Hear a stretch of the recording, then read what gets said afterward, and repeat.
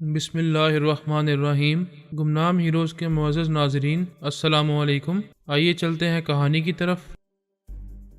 الپا نے کہا، اگر تم میرے دماغ کو بظاہر مردہ نہ بناتے تو نیلما بار بار میرے دماغ میں آتی رہتی، میں اسے محسوس نہ کر پاتی۔ پتہ نہیں وہ میرے چور خیالات سے کیسے کیسے راز معلوم کر لیتی، پھر ہمارے تعلقات کا بھی اسے علم ہو جاتا، میرے ذریعے وہ تمہارے دماغ میں بھی پہنچ جاتی۔ جیکب رابن نے کہا، بے شک میں اگرچہ بہت زبردست کالا جادو جانتا ہوں، اس کے باوجود اس نیلما کو اپنے دماغ میں آنے سے نہیں روک سکتا تھا۔ ہم اس وقت اس سے محفوظ ہیں، لیکن وہ کسی دوسرے ذریعے سے میرے دماغ تک پہنچ سکتی ہے۔ ہاں، اسے یہ تو معلوم ہوگا کہ میں نے تمہارے جیسے ایک وچ ڈاکٹر کا سہارا لیا ہے۔ تم نے ایک بار بتایا تھا کہ نیلما بیما کے دماغ میں گھس کر اس کے چور خیالات پڑھ چکی ہے، اور اس کے چور خیالات سے یہ ضرور معلوم ہوا ہوگا کہ تم ایک وچ ڈاکٹر کے ذریعے اپنے دماغ کو مردہ ظاہر کر رہی ہو۔ اس طرح اسے میرے بارے میں کچھ نہ کچھ معلوم ہوا ہوگا۔ بیما نے اپنے دماغ پر کوئی زبردست جادوئی عمل کیا تھا، مجھ سے کہہ رہا تھا کہ آئندہ نیلما اس کے دماغ میں نہیں آ سکے گی۔ اگر نہ آ سکے تو ہمارے لیے بہتر ہوگا، پھر بھی ہمیں نیلما کو یہاں تو ختم کرنا چاہیے یا اس طرح کمزور بنا دینا چاہیے کہ وہ ہمارے خلاف کوئی محاذ رائی نہ کر سکے۔ اس اہم پہلو پر غور کرنے کی ضرورت ہے کہ ہم نیلما کے خلاف ایسا کیا کر سکتے ہیں کہ اسے ہماری دشمنی کا علم نہ ہو اور وہ ہمارے مقابلے میں کمزور پڑ جائے۔ جیکب رابن نے کہا، سیدھی سی بات ہے، بیما تمہارا غلام بن چکا ہے، اسی اعلیٰ کار کے طور پر استعمال کرو۔ الپا سوچنے لگی، پھر بولی، تھائی لینڈ میں محاذ رائیاں ہو رہی ہیں، امریکہ وہاں اپنے قدم جمانا چاہتا ہے اور نیلما اس کی مخالفت کر رہی ہے، اور یہ ضرور ہوگا کہ جب وہاں ان کی سرگرمیاں بڑھتی رہیں گی تو جمہوریہ چین بھی اس علاقے میں مداخلت کرے گا۔ جیکب رابن نے کہا، تم بیما کو حکم دو کہ وہ تھائی لینڈ میں اپنے کئی اعلیٰ کار بنائے اور لب و لہجہ بدل کر ان کے ذریعے پہلے نیلما کو تلاش کرے کہ وہ تھائی لینڈ کے کس شہر یا کس قصبے میں ہے اور کیا کرتی پھر رہی ہے، پھر یہ کہ اس کے کتنے ٹیلی پیتھی جاننے والے ماتحت ہیں۔ ٹھیک ہے، میں بیما کے پاس جا رہی ہوں، اسے حکم دے رہی ہوں۔ یہ کہہ کر اس نے خیال خانی کی پرواز کی، پھر بیما کے دماغ میں پہنچی۔ وہ جوہو کے کنارے ایک بنگلے میں تھا۔ صوفیہ اور دلیر افریدی نے بھی اسی بنگلے میں رہائش اختیار کی تھی۔ افریدی اس سے کہتا تھا کہ صوفیہ، ہم یہاں نہیں رہیں گے، یہ بیما میرا رقیب ہے، پہلے تم سے عشق کرتا تھا، اب غلاموں کی طرح تمہارے سامنے ہاتھ جوڑ کر جی حضوری کرتا ہے۔ وہ مسکرا کر بولی، جب وہ عاشق نہیں رہا، غلام بن گیا ہے، تو پھر اس کے یہاں رہنے میں کیا حرج ہے؟ ہم اسے غلام بنا کر ہی رکھیں گے۔ نہیں، مجھے اس کی موجودگی کھٹکتی ہے، کل عاشق تھا، آج غلام بن گیا ہے، کل پھر عاشق بن کر میرے لیے مصیبت بن جائے گا، خواہ مخواہ لڑتا جھگڑتا رہے گا، ایسا نہ ہو کہ میں اسے قتل کر دوں۔ وہ اسے محبت سے دیکھ رہی تھی، لیکن دماغی طور پر مجبور تھی کہ وہ خود کو سر سے پیر تک اور اپنے اندر گہرائیوں تک الپا سمجھ رہی تھی۔ اس پر جیکب رابن کے کالے عمل کا بھی اثر تھا۔ الپا نے اور جیکب رابن نے اسے بری طرح جکڑ رکھا تھا۔ وہ ان حالات میں کبھی اپنی اصلیت معلوم نہیں کر سکتی تھی۔ اس نے دلیر افریدی کا ہاتھ اپنے ہاتھوں میں لے کر کہا، میں تمہیں ایک راز کی بات بتانا چاہتی ہوں۔ وہ راز کیا ہے؟ میرا نام صوفیہ نہیں ہے، میں نے صرف پاسپورٹ وغیرہ میں اپنا یہ نام لکھا ہے، میرا اصل نام کچھ اور ہے۔ تمہارا اصل نام کچھ بھی ہو، تمہاری اصلیت کچھ بھی ہو، میں نے تو تم سے محبت کی ہے، تم جو بھی ہو میں تم سے محبت کرتا رہوں گا۔ میں جانتی ہوں، اسی لیے اپنا یہ راز بتا رہی ہوں کہ میرا نام الپا ہے اور میں ٹیلی پیتھی جانتی ہوں۔ وہ حیرانی سے بولا، اچھا، تو کیا تم میرے دماغ میں آتی رہتی ہو؟ کیسے آؤں گی؟ تم تو بہت ہی حساس دماغ رکھتے ہو، جیسے ہی خیال خوانی کی لہروں کو محسوس کرتے ہو فوراً ہی چینک مار دیتے ہو۔ تمہارے دماغ میں تو کیا کوئی بھی ٹیلی پیتھی جاننے والا نہیں رہ سکتا، تمہیں میرے دماغ میں آنے کی ضرورت ہی کیا ہے؟ میں تو تمہارے پاس ہی رہتا ہوں، جب چاہو زبان سے گفتگو کر سکتی ہو۔ ہاں، لیکن ہم کبھی کسی وجہ سے بچھڑ جائیں گے اور میں خیال خوانی کے ذریعے تمہارا سراغ لگانے کی کوشش کروں گی، تو مجھے تمہارے دماغ میں آنا ہوگا۔ جب ایسا وقت آئے گا اور میں تم سے دور ہو جاؤں گا تو اپنے دماغ میں تمہارا انتظار کرتا رہوں گا۔ جب بھی خیال خوانی کی کوئی لہر آئے گی، میں بے چینی محسوس کرنے کے باوجود برداشت کروں گا اور تمہاری آواز سنوں گا۔ میں یہی چاہتی ہوں کہ جب کبھی ہم ایک دوسرے سے جدا ہوں تو مجھے تمہارے دماغ میں رہنے کا موقع ملتا رہے۔ اس نے پوچھا، یہ الپا کیسا نام ہے؟ صوفیہ مسلمان لڑکیوں کے نام ہوا کرتے ہیں، لیکن الپا؟ وہ بولی، صوفیہ یہودی لڑکیوں کے بھی نام ہوا کرتے ہیں اور الپا بھی یہودی نام ہے۔ اس کا مطلب ہے تم سچ مچ یہودی ہو؟ ہاں، مگر تمہارے لیے نہیں۔ ابھی تو محبت میں میرے لیے یہودی نہیں ہو، لیکن جب ہم باقاعدہ شادی کریں گے تو تمہیں اسلام قبول کرنا ہوگا، ورنہ میں کسی غیر مذہب والی لڑکی سے شادی نہیں کروں گا۔ وہ مسکرا کر بولی، جب وہ وقت آئے گا تو میں ضرور تمہارا مذہب قبول کر لوں گی، لیکن ابھی حالات ہمارے مواقف نہیں ہیں، ہم پردیسی ہیں، میں تمہیں اپنے ساتھ پشاور لے جاؤں گا۔ ضرور جائیں گے، میرے کچھ ضروری کام ہیں، ان سے نمٹ لینے کے بعد میں تمہارے ساتھ چلوں گی، تم جہاں لے جاؤ گے وہاں جا کر رہوں گی۔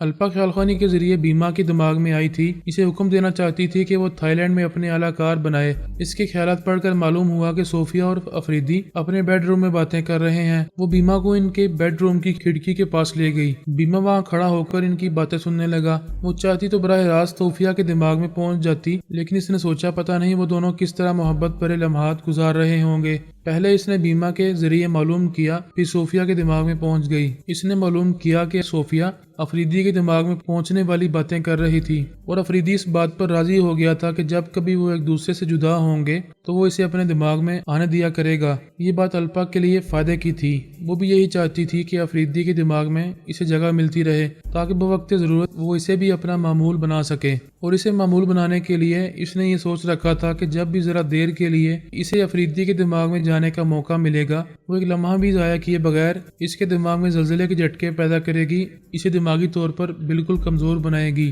پھر اس کے بعد ترمیمی عمل کرنا اور اسے اپنا غلام بنا لینا آسان ہوگا۔ جب وہ بیما کو اپنا غلام بنا چکی تھی تب جیکب رابن نے کہا تھا، یہ دلیر افریدی بظاہر بہت ہی سیدھا سادہ اور معصوم ہے، لیکن خطرناک بھی ہے۔ میری چھٹی حص کہتی ہے کہ اس کے ساتھ کوئی غیر معمولی بات ہے جو اسے دشمنوں سے محفوظ رکھتی ہے۔ تم صرف چھٹی حص کے باعث کہہ رہے ہو، ایسی بات نہیں ہے۔ تم بھی حالات کا تجزیہ کرو۔ جب سے دلیر افریدی تمہاری ڈمی صوفیہ سے مل رہا ہے، اس کے ذریعے تمہارے ساتھ عجیب واقعات رونما ہو رہے ہیں۔ مثلا تمہیں پہلی بار معلوم ہوا کہ چینک مارنے سے بھی خیال خوانی کی لہریں دماغ سے باہر نکل جاتی ہیں۔ الپا نے تائید میں ساری لا کر کہا، بے شک یہ پہلی بار معلوم ہوا ہے۔ پھر تم نے دیکھا کہ وہ بیما جیسے شہ زوروں سے ٹکرا گیا۔ بیما ٹیلی پیتھی جانتا ہے، کالا جادو جانتا ہے، پھر آتما شکتی مکمل طور پر حاصل کر چکا ہے۔ اتنے زبردست آدمی کو دلیر افریدی ہر قدم پر شکست دیتا آیا ہے۔ کیا یہ اس بات کا ثبوت نہیں ہے کہ اس کے ساتھ کچھ قدرتی حالات بھی ہیں جو اس کی حفاظت کر رہے ہیں؟ یہ سوچنے کی بات ہے، میں کسی وقت اس سے پوچھوں گی۔ الپا بیما کے پاس آئی تھی اور بیما سے صوفیہ کے دماغ میں آئی تھی، تو یہی موقع تھا کہ وہ دلیر افریدی کی ذاتی زندگی کے متعلق کچھ اہم معلومات حاصل کرتی۔ لہٰذا اس نے صوفیہ کے ذریعے پوچھا، کیا تم پہلی بار اپنے ملک سے باہر آئے ہو؟ نہیں، پہلے کئی بار یورپ اور امریکہ جا چکا ہوں، اس بار تمہارے ملک اسرائیل گیا تھا۔ تم اتنے دور دراز ملکوں کے سفر کرتے ہو، کیا تمہیں یہ خوف نہیں ہوتا کہ تم پر ناگہانی مصیبتیں نازل ہو سکتی ہیں؟ میں جوان مرد ہوں، میں مصیبتوں سے نہیں گھبراتا، پھر بھی خان بابا کو میری فکر رہتی ہے۔ ہمارے شہر میں ایک پہنچے ہوئے بزرگ ہیں، خان بابا ان کے مرید ہیں۔ ان کی ہدایت کے مطابق انہوں نے اپنے بدترین دشمنوں کو معاف کر دیا ہے اور 5 وقت کی نمازیں بھی ادا کرنے لگے ہیں۔ الپا نے صوفیہ کے ذریعے پوچھا، میں تمہارے خان بابا کے بارے میں نہیں، تمہارے بارے میں پوچھ رہی ہوں۔ میں وہی کہہ رہا ہوں، خان بابا کو میری بہت فکر رہتی ہے۔ جب میں نے بیت المقدس جانے کا ارادہ کیا تو وہ بزرگ بہت خوش ہوئے۔ انہوں نے خان بابا سے کہا، مجھے جانے کی اجازت دیں اور میری فکر نہ کریں۔ پھر انہوں نے مجھ پر کلام پاک کا کوئی عمل کیا جس سے میں تمام مصیبتوں سے محفوظ ہو گیا ہوں۔ الپا کلام پاک کے تقدس کو، مذہب کی قدروں کو اور قدرت کی ناسمجھ میں آنے والی مہربانیوں کو نہیں سمجھتی تھی، جبکہ قدرتی طور پر اسے کئی بار ایسی مہربانیاں حاصل ہو چکی تھیں۔ جب وہ ماں بننے والی تھی تو جناب تبریزی کے ذریعے قدرت نے اس پر مہربانی کی تھی، اسے ٹیلی پیتھی جاننے والے بدترین دشمنوں سے محفوظ رکھا تھا۔ اس کے بعد یہ بھی قدرت کی مہربانی تھی کہ کمال رابن نے اپنے جادوئی عمل سے اس کے دماغ کو بظاہر مردہ بنا کر اسے نارنگ سے محفوظ رکھا تھا۔ خدائی قدرت کو سمجھنا ناممکن نہ صحیح لیکن دشوار ضرور ہے، لہٰذا الپا اس دشواری کو سمجھ نہیں پاتی تھی۔ اس نے اپنی ذہنیت کے مطابق سوچا کہ جس طرح کمال رابن اور جیکب رابن اس پر کالے عمل سے اس کی حفاظت کرتے رہے ہیں، اسی طرح کسی بزرگ نے اپنے عمل سے تحفظ دیا ہے۔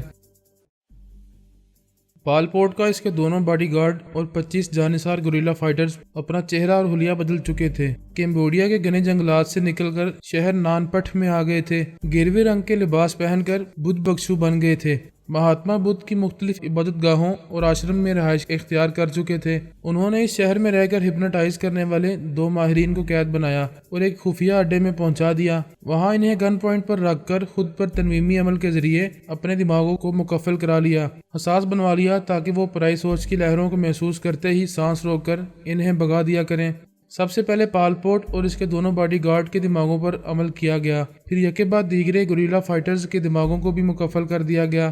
عام طور پر بدھ مت کے عبادت گزار بخشو جسمانی اور دماغی طور پر صحت مند ہوتے ہیں اور ان کے بارے میں مشہور ہے کہ وہ یوگا کی بھی مشقیں کرتے ہیں، لہٰذا جب بھی کوئی دشمن ٹیلی پیتھی جاننے والا پالپوٹ اور اس کے وفاداروں کے دماغوں میں آتا، وہ سانس روک کر اسے بھگا دیتے تو یہ کبھی شبہ نہ کرتے کہ وہ پالپوٹ اور اس کے ساتھی ہیں۔ یہی سمجھا جاتا کہ بدھ بخشو ہیں اور وہ صدیوں کی روایات کے مطابق عبادت گزار اور یوگا کے ماہر بھی ہیں۔ ان 25 جاں باز گوریلوں میں ذہین جاسوس بھی تھے۔ پالپوٹ ان کے ذریعے لاؤس، کمبوڈیا اور تھائی لینڈ کے بدلتے ہوئے سیاسی حالات سے باخبر رہتا تھا۔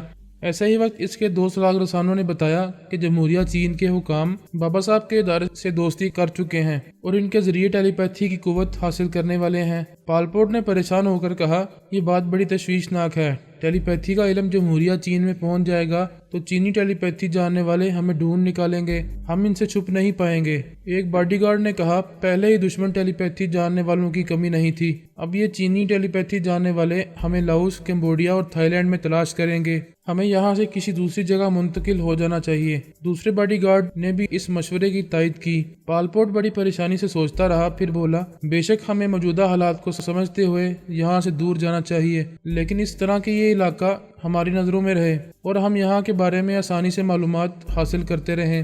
ایک گوریلا فائٹر نے کہا، اگر آپ مناسب سمجھیں تو کچھ گوریلا فائٹرز کمبوڈیا اور کچھ تھائی لینڈ میں چھوڑ دیں، باقی اپنے ساتھ لے جائیں۔ ہم سب موبائل فون کے ذریعے ایک دوسرے سے رابطہ کرتے رہیں گے اور یہاں کے بدلتے ہوئے حالات کے سلسلے میں تازہ ترین اطلاعات پہنچاتے رہیں گے۔ پالپوٹ نے کہا، یہ طریقہ کار مناسب رہے گا۔ ہم سب 3 حصوں میں تقسیم ہو جائیں گے، میرے 7 جاں باز کمبوڈیا میں رہیں گے اور 7 تھائی لینڈ میں، باقی 2 باڈی گارڈز اور 11 جاں باز میرے ساتھ سنگاپور جائیں گے۔ وہ انتہائی جنوب میں ہے اور یہاں سے دور ہوتے ہوئے بھی ایک ہی ملک میں ہے، ہم وقت ضرورت بآسانی وہاں سے یہاں پہنچ سکیں گے۔ اس نے 7 جاں بازوں کو حکم دیا کہ وہ کمبوڈیا میں رہیں، باقی تمام جاں بازوں کو یہ ہدایت دیں کہ موبائل فون کے ذریعے ان سب کو اتنا معلوم ہوگا کہ کون کس ملک میں ہے، لیکن کوئی کسی کو یہ نہیں بتائے گا کہ کس ملک میں کس جگہ ان کا خفیہ اڈا ہے یا کس جگہ ان کا باس پالپوٹ رہتا ہے۔ مختصر یہ کہ وہ ایک دوسرے کو اپنی رہائش گاہ کا پتہ کبھی نہیں بتائیں گے۔ پالپوٹ 7 جاں بازوں کو کمبوڈیا میں چھوڑ کر تھائی لینڈ آیا، وہاں اس نے 7 جاں بازوں کو چھوڑ دیا۔ وہ سب اپنے اپنے فرائض سے واقف تھے اور پالپوٹ کو ان کی طرف سے پورا اطمینان تھا۔ پھر وہ بینکاک سے سنگاپور جانے والی ایک کوچ میں سوار ہو گئے۔ ان کے پاس مقامی کرنسی اور امریکی ڈالرز کی کمی نہیں تھی۔ پالپوٹ اپنے جاں بازوں کو چارٹرڈ طیارے اور ہیلی کاپٹرز میں سنگاپور لے جا سکتا تھا، لیکن وہ سب بخشو بنے ہوئے تھے، اپنی ایک تبلیغی جماعت بنائی ہوئی تھی اور کوچ میں مسافروں کے درمیان رہ کر مہاتما بدھ کی تعلیمات کا پرچار کرتے ہوئے جا رہے تھے۔ اس طرح کوئی ان پر شبہ نہیں کر سکتا تھا۔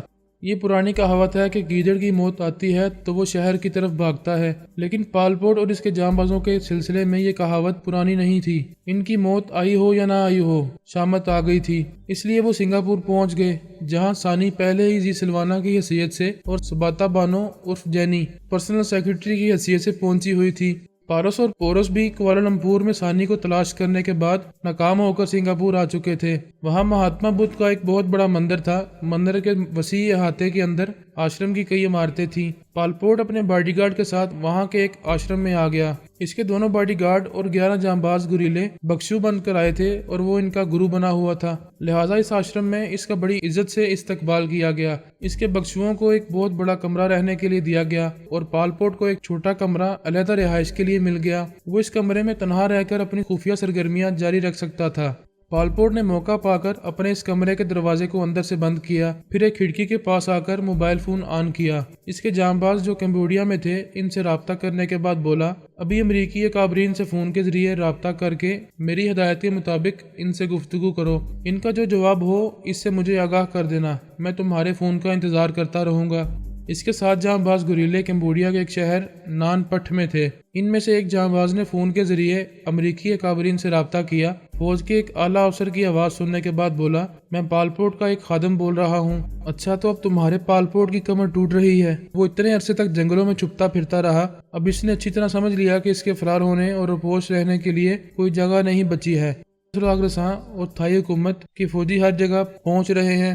12 برس ہو چکے ہیں پالپوٹ اور اس کے جانثار فوجی آپ کے وفادار رہتے آئے ہیں، لیکن آپ نے اس نیلما سے سمجھوتا کر کے ہماری مخالفت شروع کر دی۔ اگر پالپوٹ اور ہم فوراً ہی رپوش نہ ہوتے تو آپ ہمارے باس کو فوراً ہی نیلما کے حوالے کر دیتے۔ ہاں وہ تو کرنا ہی تھا، لیکن اب سوچ رہے ہیں کہ اس سمجھوتے پر عمل نہیں کریں گے۔ نیلما سے دوستی نہیں ہو سکتی، وہ ہمیں دوسری طرح نقصانات پہنچاتی جا رہی ہے۔ اگر ایسا ہے تو ہم آپ کے احسان مند رہیں گے۔ ہمیں اس وقت امداد کی ضرورت ہے، ہم سب بری حالت میں ہیں۔ کئی برس تک جنگل میں چھپتے پھرنے کے بعد خوراک کی اور دواؤں کی فراہمی کے مسائل بڑے پریشان کن ہیں۔ ان مسائل سے پریشان ہو کر ہم کمبوڈیا کے شہر نان پٹ میں آ گئے ہیں۔ ابھی سیٹلائٹ رپورٹ آ جائے گی کہ تم واقعی کمبوڈیا کے شہر نان پٹ سے گفتگو کر رہے ہو یا ہمیں فریب دے رہے ہو۔ اب ہم میں اتنی ہمت نہیں ہے کہ آپ کو فریب دے کر اس دنیا میں زندہ رہ سکیں۔ ہمیں پناہ دینا چاہیے اور آپ سے زیادہ ہمارا کوئی مددگار نہیں ہوگا۔ پالپوٹ کہاں ہے؟ وہ بری طرح بیمار ہے، اتنا کمزور ہے کہ بات نہیں کر سکتا۔ اسے دوائیں دی جا رہی ہیں، بہت ہی خفیہ طریقے سے اس کا علاج ہو رہا ہے۔ اسے چھپا کر رکھنے کا مسئلہ ہمیں پریشان کر رہا ہے۔ ایسے وقت آپ ہماری مدد نہیں کریں گے تو ہم بے موت مارے جائیں گے۔ یہی سوچ کر کہ مرنا ایسے بھی ہے ویسے بھی ہے، ہم آپ کو مدد کے لیے پکار رہے ہیں۔ مدد ملے گی تو ٹھیک ہے، اور آپ کی طرف سے موت ملے گی تو اسے بھی مجبوراً قبول کرنا پڑے گا۔ ہم تمہارے بدترین حالات کو سمجھ رہے ہیں۔ مرتا کیا نہ کرتا کہ مصداق، تم اور تمہارا پالپوٹ ہمارے سامنے جھکنے پر مجبور ہو گئے ہو۔ بہرحال تمہیں کوئی جانی نقصان نہیں پہنچے گا۔ پالپوٹ کا پوری توجہ کے ساتھ علاج کرایا جائے گا۔ تم سب کو پہلے کی طرح آزادی اور خود مختاری حاصل ہو جائے گی۔ پالپوٹ کی خفیہ پناہ کا بتاؤ، کمبوڈیا کے فوجی افسران اپنے جوانوں کے ساتھ وہاں جائیں گے اور اسے وہاں سے لے کر ملٹری اسپتال پہنچ جائیں گے۔ اس جانباز نے اسے کمبوڈیا کا فرضی پتہ بتایا، پھر اس سے رابطہ ختم کرنے کے بعد پالپوٹ سے رابطہ کر کے بولا، ان سے بات ہو چکی ہے اور امریکہ تمہاری امداد کے لیے راضی ہے۔ وہ کمبوڈیا کے فوجی افسران اور جوانوں کو میرے بتائے ہوئے خفیہ اڈے کی طرف بھیجنے والا ہے تاکہ وہ آپ کو وہاں سے لے کر ملٹری اسپتال پہنچا دیں۔ ٹھیک ہے، دیکھا جائے گا کہ وہ اپنی زبان کے کتنے پکے ہیں۔ اس جانباز نے کہا، باس یہ شاید ہماری آخری گفتگو ہے۔ میں اس خفیہ اڈے میں موجود رہوں گا اور آپ کو وہاں نہیں پا کر مجھے ہلاک کر دیں گے۔ میں آپ پر قربان ہونے کے لیے جا رہا ہوں۔ ہماری جانثاری ہمیشہ آپ کو سلامت رکھے گی۔ اس نے رابطہ ختم کر دیا۔ شہر کے مضافات میں ایک چھوٹا سا مکان تھا۔ اس مکان میں ایک بیمار شخص بستر پر پڑا ہوا تھا۔ اس کی بیوی بچے تھے۔ پالپوٹ کے جانبازوں نے ان سب کو ہلاک کر کے ان کی لاش کہیں پھینک دی تھی۔ صرف اس بیمار شخص کو وہاں چھوڑ دیا تھا۔ پھر باقی 6 گوریلے وہاں سے چلے گئے۔ صرف ایک جانباز اس کے پاس رہ گیا۔ اس جانباز نے تھوڑی سی شراب پی لی تھی تاکہ اس کا دماغ حساس نہ رہے۔ کوئی امریکی ٹیلی پیتھی جاننے والا اس کے دماغ میں آنا چاہے تو اس کے لیے کوئی رکاوٹ نہ رہے۔ یہ شبہ نہ ہو کہ پالپوٹ اور اس کے جانباز اب سوچ کی لہروں کو محسوس کرتے ہی سانس روک لیا کرتے ہیں۔ تقریباً آدھے گھنٹے کے بعد فوجی جوانوں نے اس مکان کو چاروں طرف سے گھیر لیا۔ کئی فوجی گاڑیاں آئی تھیں۔ ایک گاڑی میں 2 افسران بیٹھے ہوئے تھے۔ انہوں نے میگا فون کے ذریعے کہا، پالپوٹ ہم تمہاری مدد کے لیے آئے ہیں۔ اگر اس مکان میں تمہارے فوجی جانباز چھپے ہوئے ہیں تو ان سے کہو کہ وہ اپنے ہتھیار پھینک کر دونوں ہاتھوں کو اٹھا کر باہر چلے آئیں۔ اس جانباز نے بیمار شخص کو ایک انجیکشن لگایا جس کے اثر سے وہ بے ہوش ہو گیا۔ اس نے انجیکشن کی سرنج کو ایک جگہ چھپا دیا، پھر دونوں ہاتھ اٹھا کر باہر آ گیا۔ ایک افسر نے کہا، دوسرے ساتھی کہاں ہیں؟ اس جانباز نے کہا، میں یہاں تنہا ہوں۔ باقی ساتھیوں نے حالات سے مجبور ہو کر باس کا ساتھ چھوڑ دیا ہے۔ صرف میں اس کی خدمت کے لیے رہ گیا ہوں اور میں آخری دم تک اس کے ساتھ رہ کر اس کی خدمت کرتا رہوں گا۔ امریکی ٹیلی پیتھی جاننے والا لیزی گارڈ اس افسر کے دماغ میں تھا۔ جانباز کی آواز سنتے ہی اس کے دماغ میں پہنچ گیا اور اس کے چور خیالات پڑھنے لگا۔ پھر افسر کے پاس آ کر کہا، وہ درست کہتا ہے، تمام ساتھیوں نے ساتھ چھوڑ دیا ہے اور وہ تنہا پالپوٹ کے ساتھ ہے۔ اس مکان کے اندر پالپوٹ بستر پر بیمار پڑا ہے اور اس وقت بے ہوشی کی حالت میں ہے۔ تم جا کر ابھی اس کو دیکھو، شاید وہ ہوش میں آ جائے تو میں اس کے خیالات پڑھوں گا۔ ایک فوجی افسر چند مسلح جوانوں کے ساتھ اس مکان کے اندر گیا۔ وہاں ایک شخص بستر پر بے ہوش پڑا تھا۔ افسر نے اسے دیکھ کر اپنی جیب سے تصویر نکال کر کہا، یہ پالپوٹ نہیں ہے، کوئی اور ہے۔ جانباز نے کہا، آخری وقت پالپوٹ نے اور ہم نے پلاسٹک سرجری کے ذریعے اپنے چہرے اور حلیے بدل لیے تھے۔ اس وقت بستر پر پالپوٹ بے ہوش پڑا ہے، لیکن اس کا چہرہ تبدیل شدہ ہے۔ اس تصویر سے وہ پہچانا نہیں جائے گا۔ ان باتوں کے دوران میں لیزی گارڈ جانباز کے خیالات پڑھ رہا تھا۔ پھر اس نے فوج کے افسر سے کہا، یہ درست کہہ رہا ہے، پالپوٹ اور اس کے دوسرے جانثاروں نے آخری وقت میں اپنے چہرے تبدیل کیے تھے۔ اب پالپوٹ پہلے کے چہرے کے ذریعے نہیں پہچانا جا سکے گا۔ یہ سچ مچ پالپوٹ ہے، اس وقت بے ہوش پڑا ہوا ہے۔ فوجی افسر نے پوچھا، ہمارے لیے کیا حکم ہے؟ لیزی گارڈ نے کہا، تمہارے اعلیٰ افسر کا حکم ہے کہ پالپوٹ اب ہمارے کسی کام کا نہیں رہا، بیمار اور اپاہج ہو چکا ہے۔ اپاہج اس لیے کہ اس کے تمام جانثار کہلانے والے گوریلوں نے اس کا ساتھ چھوڑ دیا ہے۔ اسے اور اس کے ساتھی کو گولی مار دو۔ حکم کی تعمیل کی گئی اور پالپوٹ کے اس آخری جانثار کو ہمیشہ کے لیے ختم کر دیا گیا۔ مگر دور چھپے ہوئے جانثار گوریلے یہ تماشا دیکھ رہے تھے۔ ان میں سے ایک نے موبائل فون کے ذریعے پالپوٹ سے کہا، باس، ہمارا ایک جانثار جاں باز اپنی جان قربان کر چکا ہے۔ امریکی حکام نے جھوٹا وعدہ کیا تھا کہ پالپوٹ کو یہاں سے ملٹری اسپتال لے جا کر اس کا توجہ سے علاج کیا جائے گا، لیکن وہ اپنی دوغلی عادتوں سے باز نہیں آئے۔ ان کے ٹیلی پیتھی جاننے والے نے شاید ہمارے جاں باز کے خیالات پڑھ کر معلوم کر لیا کہ وہ بیمار شخص ہی پالپوٹ ہے، اس لیے یقین ہوتے ہی انہوں نے ان دونوں کو گولی مار دی ہے۔ پالپوٹ نے حکم دیا، اب تم بھی ہتھیار سنبھال لو اور چھپ چھپ کر واردات کرو۔